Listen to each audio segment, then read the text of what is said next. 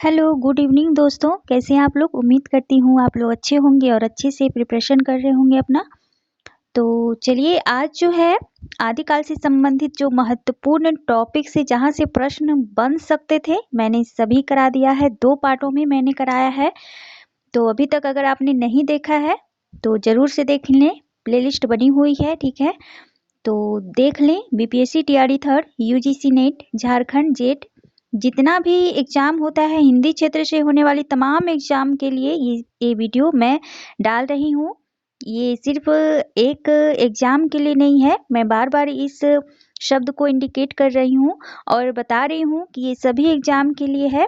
तो ये बहुत ही महत्वपूर्ण है क्योंकि ये जो प्रश्न है आपको ऐसे प्रश्न जो हैं गाइड में नहीं मिल सकते हैं। ये अध्ययन करके और बनाया गया है प्रश्न है और ये ऑथेंटिक जो सोर्स है बुक हैं वहीं से लिया गया प्रश्न है। तो इसे देखें, अवश्य देखें, क्योंकि प्रश्न यहीं से पूछे जाते हैं और पूछे गए हैं। बहुत ऐसे प्रश्न हैं। तो अगर आप चैनल पर नए हैं तो सबसे पहले सब्सक्राइब कर लें चैनल को, बेल आइकन प्रेस कर लें ताकि हर नोटिफिकेशन आप तक पहुंच पाए और दोस्तों तक भी शेयर करें, ठीक है? तो चलिए आज भक्ति काल को देखते हैं। भक्ति काल बहुत ही महत्वपूर्ण टॉपिक है और यहाँ से प्रश्न बनते ही बनते हैं, चाहे वो कोई भी एग्जाम हो। और ये बहुत ही अच्छे प्रश्न आज जो मैं कराने वाली हूँ, 50 प्रश्न, ठीक है? बहुत ही महत्वपूर्ण प्रश्न हैं सभी। तो चलिए चलते हैं पहले प्रश्न की ओर। पहला प्रश्न क्या है कि भक्ति क्या है? पहला प्रश्न आज शायद आपको अच्छा दिख रहा होगा ये पीडीएफ, ठीक है? क्योंकि जो वो पीडीएफ था पहले वाला थोड़ा सा वो धुंधला टाइप का लग रहा था मुझे, छोटा छोटा, इसीलिए मैंने ये वर्ड जो है थोड़ा सा बड़ा और अच्छा किया है। चलिए क्या है पहला प्रश्न कि भक्ति काव्य को भारतीय चिंताधारा का स्वाभाविक विकास किसने माना है?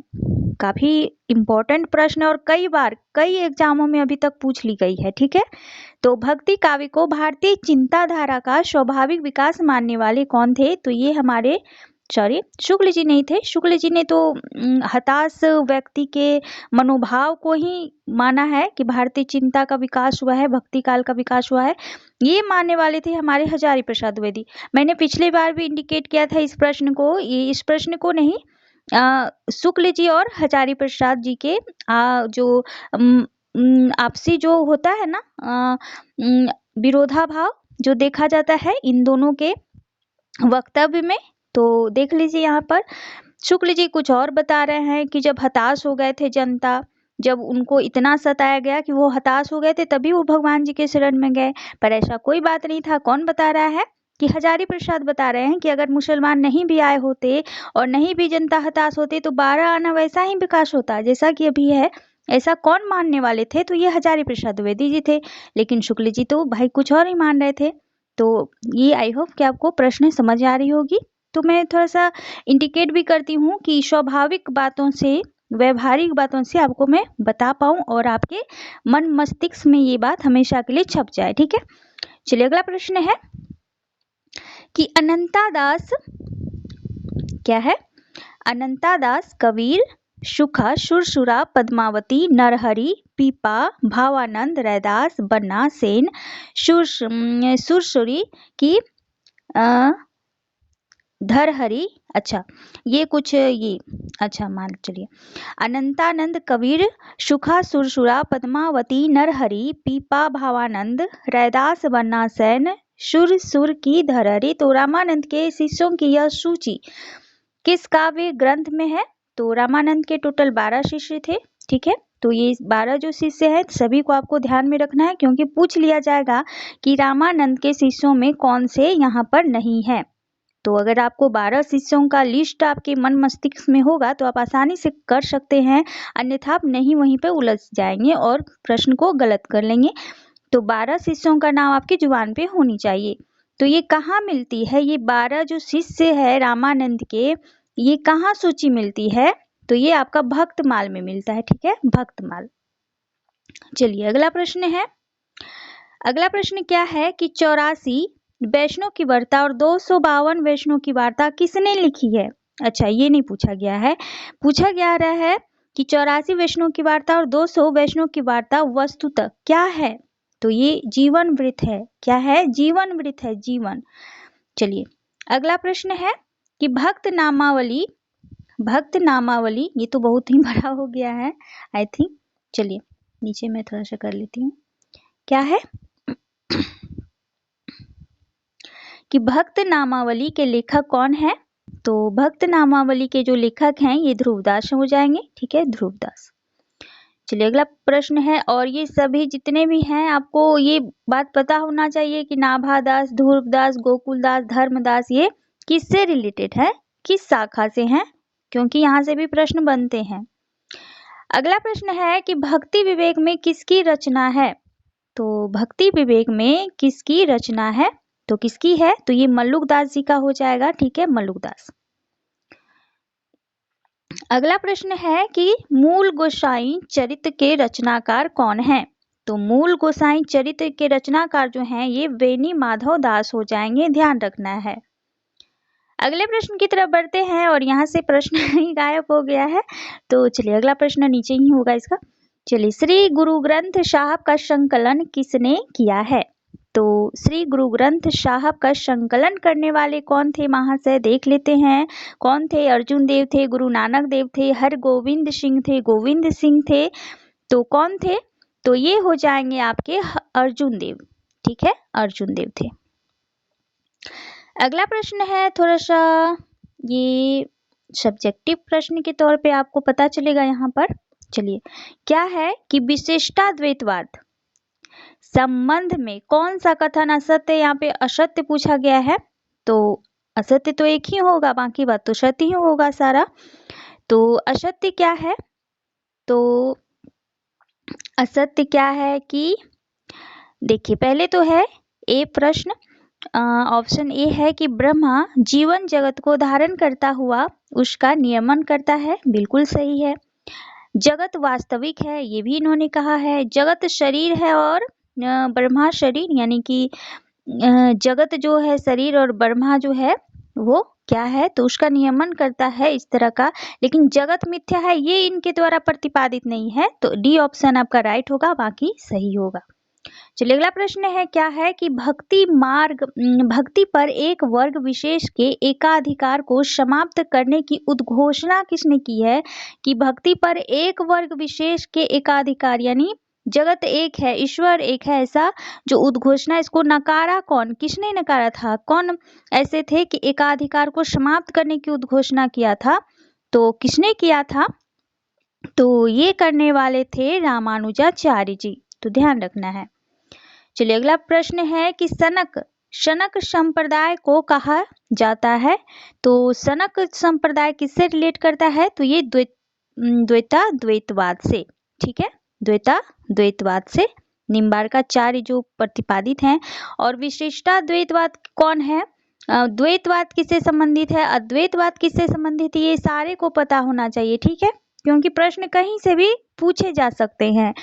तो विशिष्ट कौन थे? तो विशिष्टाद्वैतवाद, रामानुजाचार्य द्वैतवाद, माधवाचार्य अद्वैतवाद, शंकराचार्य। तो इस तरह के जो प्रश्न है ना बनते हैं, तो ध्यान रखना है। चलिए, पूछा जा रहा है कि भक्तमाल ग्रंथ का समय है। तो भक्तमाल ग्रंथ का जो टाइम पीरियड था ये 1550 ईस्वी था। ठीक है, ध्यान रखना है। सूफी कवियों की मुख्य भाषा क्या थी? तो सूफी कवियों की जो मुख्य भाषा रही थी उस टाइम में अवधी रही थी। ठीक है, अवधी रही थी। चलिए अगला प्रश्न है यहाँ पर कि आचार्य शंकर के मायावाद या अद्वैतवाद का खंडन कर जीव की स्थिति में सत्य की भावना किसने उपस्थित की? किसने उपस्थित की थी सत्य की भावना? तो ये वही प्रश्न है, देख लीजिए किस तरह की घुमा के पूछा गया, और ये पूछा गया प्रश्न है, PYQ है। देख रहे हैं कि वही प्रश्न को कैसे घुमा दिया। तो आप यहाँ पर अगर अच्छे से नहीं देखे, अच्छे से नहीं समझे प्रश्न को, तो आप फंस सकते हैं यहाँ पर अच्छे तरह से। तो डी ऑप्शन होगा रामानुजाचार्य। चलिए अगले प्रश्न की तरफ बढ़ते हैं। क्या है अगला प्रश्न कि कृष्ण के साथ राधा की महानता किस संप्रदाय की विशेषता है? कृष्ण के साथ, यानी कि दोनों के जो साथ में, यानी कि दोनों साथ कृष्ण और राधा का प्रेम का, उनके भावना का जो दिखाया गया है वो कहाँ किससे संबंधित है, तो शनक संप्रदाय हो जाएगा। ठीक है, किससे, तो शनक संप्रदाय से। चलिए अगला प्रश्न है, रामानुजाचार्य के श्री संप्रदाय को व्यापक और लोकप्रिय बनाने का श्रेय है किसे जाता है, तो ये जाता है रामानंद जी को। ठीक है, रामानंद जी को।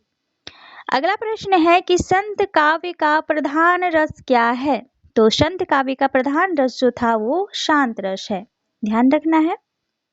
और ये सभी जो है, ये रस की भी संख्या आपको ध्यान रखना है कि भरत मुनि ने कितने रसों की संख्या मानी है, तो ये सभी प्रश्न मैंने कई बार करा चुका है, कितने ही प्रैक्टिस सेट में इस तरह के प्रश्न मैंने करा है, तो जरूर से देख ले। मैं फिर एक बार बता रही हूँ कि प्लेलिस्ट बनी हुई है, नहीं देखे हैं तो जरूर से देखें जाकर, बहुत ही अच्छे तरह से प्रैक्टिस सेट मैंने कराया है पिछला ही बार में।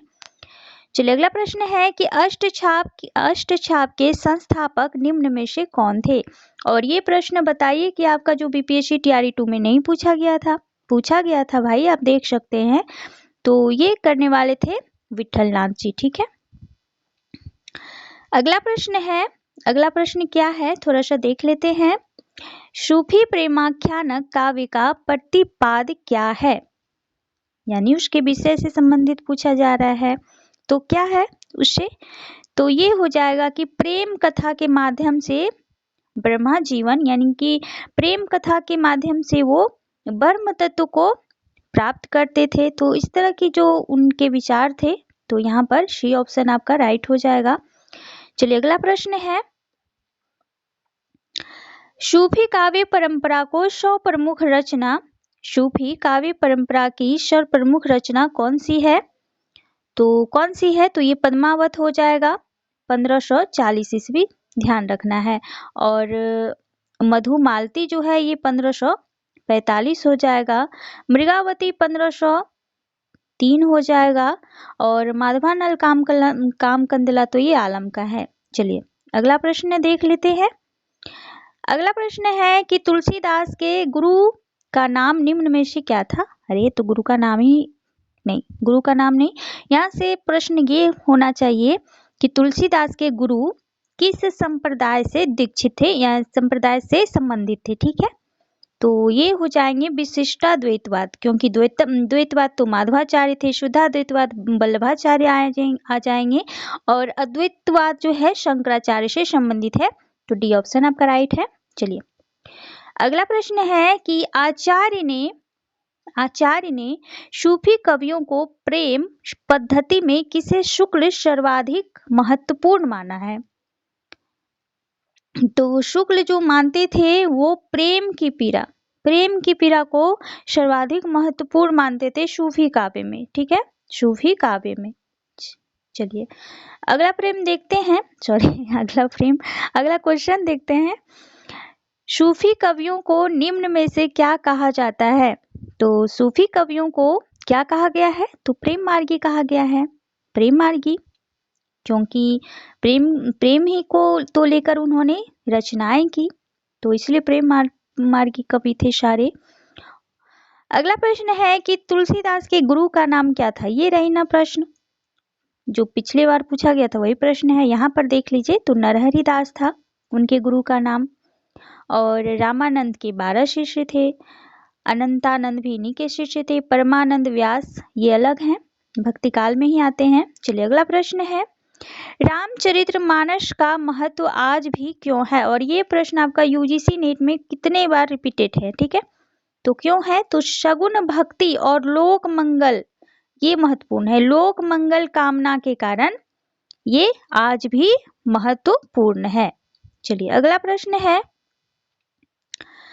भक्ति आंदोलन के उदय का प्रमुख कारण आचार्य शुक्ल ने किसे माना है, अब देख लीजिए यहाँ पर आ गए आचार्य रामचंद्र शुक्ल जी, तो हिंदुओं की पराजिक मनोवृत्ति मैंने बताया शुरू में ही, पहला जो प्रश्न था अभी मैंने चर्चा किया है कि वो मानते थे कि हिंदू पराजित हो गए थे, बहुत ही उनका जो मनोदशा था वो बहुत ही भयभीत हो गया था, वो अब उनको कोई रास्ता ही नहीं मिल रहा था, तो वो किसके पास जाए, तो भगवान का शरण लेते हैं और इस तरह भक्ति आंदोलन का जन्म होता है, ऐसे मानते थे रामचंद्र शुक्ल जी। लेकिन हजारी प्रसाद द्विवेदी जी ने आकर क्या कहा कि नहीं, ये जो है रामचंद्र शुक्ल जी जो बोल रहे हैं वो नहीं है। अगर मुसलमान नहीं भी आए होते, अगर उनको नहीं भी सताया होता, तो 12 आना वैसा ही विकास होता जैसा कि अभी है। ऐसा कहने वाले कौन थे, तो हजारी प्रसाद द्विवेदी जी थे। तो ये सब है बहुत ही, और ग्रेसन ईसाई धर्म का प्रभाव मानते हैं। तो ये बहुत ही महत्वपूर्ण प्रश्न होते हैं ऐसे, क्योंकि ये जो है बुक में ही मिलेंगे ऐसे प्रश्न आपको, और जब तक आप पढ़िएगा नहीं, याद तो आप कर लीजिएगा। हालांकि बहुत ऐसे बुक है कि उसमें इस तरह के प्रश्न हो सकते हैं, लेकिन याद करने से नहीं होता है, समझने से होता है। और अगर आप रट कर जाइएगा तो हो सकता है कि एग्जाम हॉल में आप भूल जाएं, लेकिन अगर आपको ये बात की समझ होगी तो आप 100% उस बात को नहीं भूल सकते हैं कभी भी जीवन भर। चलिए अगला प्रश्न है, आलवार मूलतः कौन थे, तो कौन थे, तो सिद्ध भक्त तो थे नहीं, शाक्त नहीं थे, शिव तो नैनार थे, नैनार थे शिव, ठीक है। और इनकी जो कितनी थी, तो 63 थी, और अलवार का कितना था, तो 12 थे।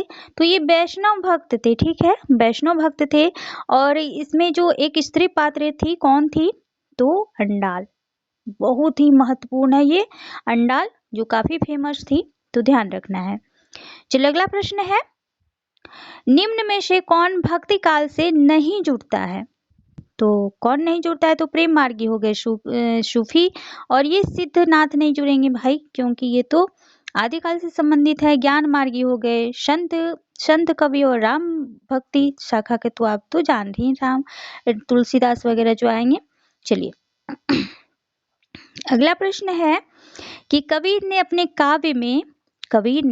काव्य में ऐसे मनुष्य की कल्पना की है जो क्या करते थे, तो ईश्वर को पूजता हो, ये तो हो नहीं सकता, प्रतिदिन मंदिर जाता हो, ये भी नहीं हो सकता, धार्मिक और सामाजिक भेदभाव से वस्तुओं में सुख खोजता हो, तो ये नहीं हो सकता, तो धार्मिक और सामाजिक भेदभाव से मुक्त हो, ठीक है, कैसे हो, मुक्त हो, ये हो सकता है, तो थर्ड ऑप्शन आपका राइट होगा। चलिए अगला प्रश्न देखते हैं क्या है।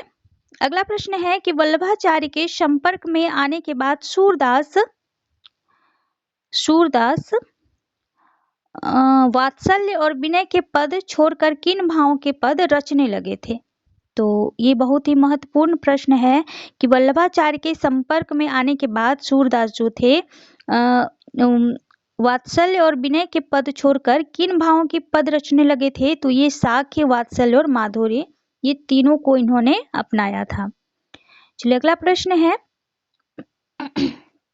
चलिए सेम प्रश्न आ ही गया वो वाला, तो अपने पौरुष से हताश जाति के लिए भगवान की शक्ति और करुणा की ओर ध्यान ले जाने के अतिरिक्त दूसरा मार्ग ही क्या था, तो ये अभी तो अब तो आपको प्रॉब्लम नहीं हो रही होगी, तो ये शुक्ल जी ही थे इस तरह की बात करने वाले।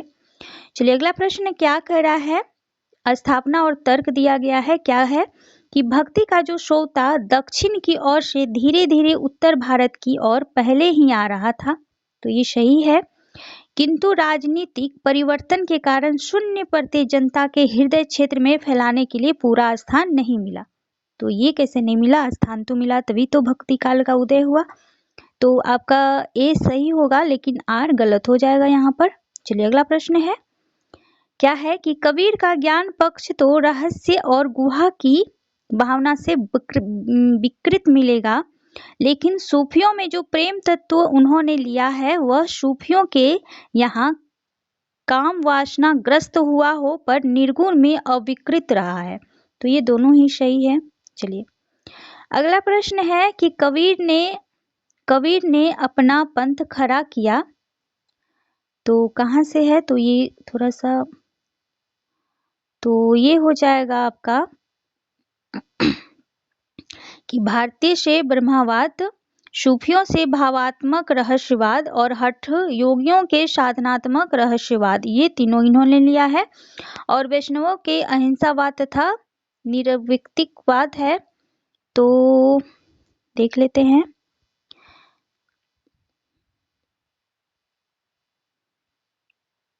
तो ये आपका डी ऑप्शन राइट होगा। चलिए अगला प्रश्न है, ऐसा मेरी जाति विख्यात चमार, तो ये कहने वाले कौन थे? तो ये कहने वाले आपके रैदास थे। ठीक है, रैदास जी ने कहा है। अगला है कि ना तिलक लगाते हैं ना कंठी पहनते हैं, साधु में एक सुमरनी रखते हैं और संत राम कहकर अभिवादन करते हैं, पंक्तियां किस पंथ के विषय में है? तो ये जो पंक्ति है किसके विषय में है? तो ये दादू पंथ। ठीक है, दादू पंथ से संबंधित है कि ना तिलक लगाते थे ना कंठी पहनते थे, तो इस तरह का संत राम कहते थे, तो ये दादू पंथ से संबंधित है। चलिए अगला प्रश्न है, बहुत ही महत्वपूर्ण प्रश्न है ये, कि हिंदू मग पर पाँव न राखियो का हो बहुते हिंदी भाग्यो। तो ये नूर मोहम्मद का है और ये कहाँ का है? तो अनुराग बांसुरी, राम नाम रखना है आपको ध्यान में, अनुराग बांसुरी। बहुत ही महत्वपूर्ण ये रचना है और 1764 का है, ये भी ध्यान रखना है। चलिए अगला प्रश्न है,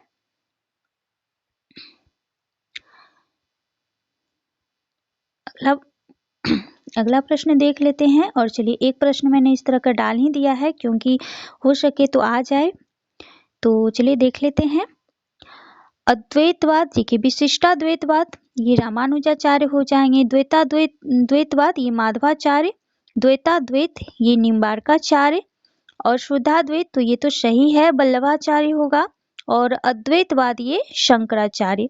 तो एक का एक हो जाएगा और बी का आपका 2 होगा, तो ए ऑप्शन आपका यहाँ पर सही बैठ रहा है, डी का 4 और ई का 5। चलिए अगला प्रश्न है, सारांश यह है कि जिस समय मुसलमान भारत में आए उस समय सच्चे धर्म भाव का बहुत कुछ हास्य हो गया था, परिवर्तन के लिए बहुत कड़े धक्कों की आवश्यकता थी। तो किसने कहा है? तो ये कहने वाले कौन हो सकते हैं? तो देखिए किस तरह से पलटा कर प्रश्न पूछे जा सकते हैं, तो बात वही कर रहे हैं लेकिन यहाँ पर थोड़ा सा प्रश्न को पलट दिया गया है, तो ये शुक्ल जी ही कर रहे हैं। चलिए अगला प्रश्न है, कबीर तथा अन्य निर्गुण पंथी संतों के द्वारा अंतः साधना में रागात्मिकता, भक्ति और ज्ञान का योग तो हुआ, पर कर्म की दशा वही रही जो नाथ पंथियों के यहाँ थी। किसने कहा है? तो ये शुक्ल जी का ही कथन है। चलिए अगला प्रश्न है, यहाँ पर पंक्ति है आपको मिलाना है। तो नैयाविच नदिया डूबती जाए, यहाँ पर होगा डूबती जाए, तो ये तो कबीर हो जाएंगे। जो नर दुख में दुख नहीं माने, ये भी हो जाएंगे कबीर।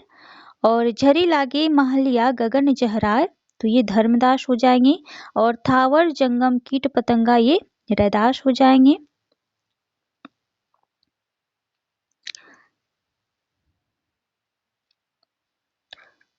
तो किसमें है? तो आपका डी ऑप्शन यहाँ पर सही होगा। चलिए अगला प्रश्न है, रैदास के शिष्य नहीं है, तो इसमें धन्ना पीपा ये सारे तो हो जाएंगे रामानंद से संबंधित, पर उदयदास नहीं होंगे। ठीक है, थोड़ा सा प्रश्न ही बड़ा हो गया आज। चलिए यहाँ पर देख लेते हैं कि कौन किस स्थान से संबंधित है, क्योंकि ये बहुत ही महत्वपूर्ण प्रश्न है, सम्मिलित करने के लिए दिया जाता है। तो मलुकदास जो हैं ये कड़ा से संबंधित थे, सुंदर दास धौसा से थे, गुरु नानक तलवंडी से थे, और धर्मदास जो है ये बांधवगढ़ से थे। ठीक है, तो ए का 4 हो जाएगा और बी का हो जाएगा 3rd, तो ए का 4 बी का 3rd, तो बी ऑप्शन आपका यहाँ पर राइट होगा। चलिए अगला प्रश्न है, निर्गुण संत हैं, तो निर्गुण संत कौन है? तो एक सुंदरदास हो जाएंगे, अक्षर अनन्य हो जाएंगे, ये तो होंगे नहीं, और तुलसी साहब तो होंगे नहीं, तो सी और डी, सी और डी।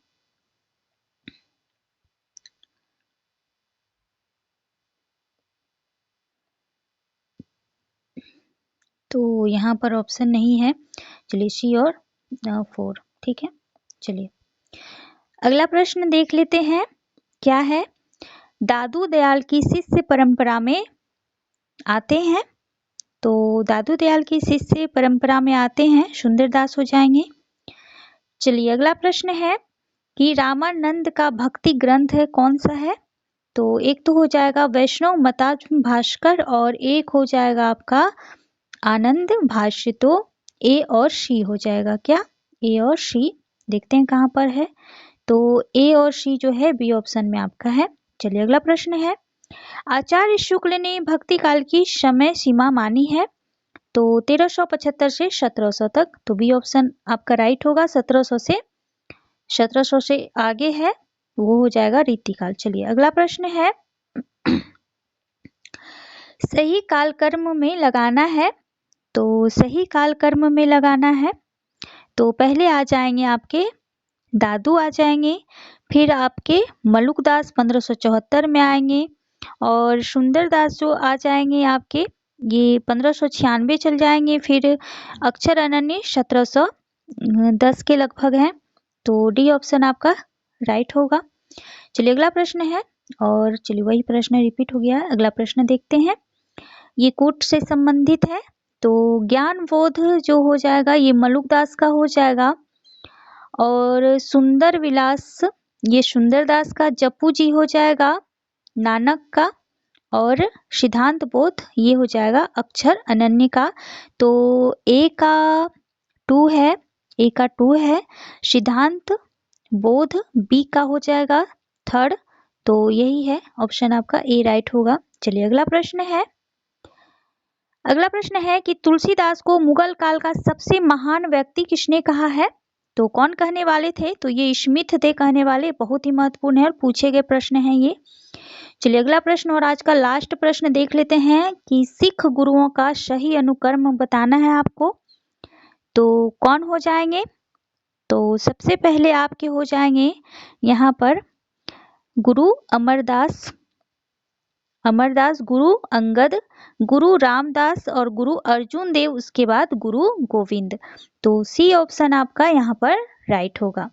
तो इस तरह आज जो 50 प्रश्न मैं कराई हूँ वो बहुत ही इम्पोर्टेंट है एग्जाम के दृष्टिकोण से, और ये जो प्रश्न है भक्ति काल से संबंधित थे सभी प्रश्न, और काफी महत्वपूर्ण थे, और यहाँ से प्रश्न बनने की पूरी संभावना है, चाहे वो कोई भी एग्जाम हो। तो अच्छे से देखना है इसे, और फिर इस पर विचार विमर्श भी करना है, और तब आपको ध्यान में रहेगा, याद भी रहेगा, और अच्छे से आप कर भी पाओगे। तो चलिए, अगर वीडियो अच्छा लग रहा है, कंटेंट अच्छा लग रहा है, तो ज़रूर से कमेंट करें, लाइक सब्सक्राइब भी कर दें, और फ्रेंड तक शेयर भी करें। चलिए फिर मिलती हूँ एक नए प्रैक्टिस सेट के साथ, तब तक बने रहिए मेरे साथ, और एग्जाम तक आपको पूरे में भक्ति काल से संबंधित सभी साहित्य से जो महत्वपूर्ण बनने वाले फैक्ट प्रश्न हैं वो मैं करा दूंगी, ठीक है। तो डोंट वेरी, चलिए फिर मिलती हूँ एक नए प्रैक्टिस सेट के साथ, तब तक बने रहिए मेरे साथ। Thank you so much.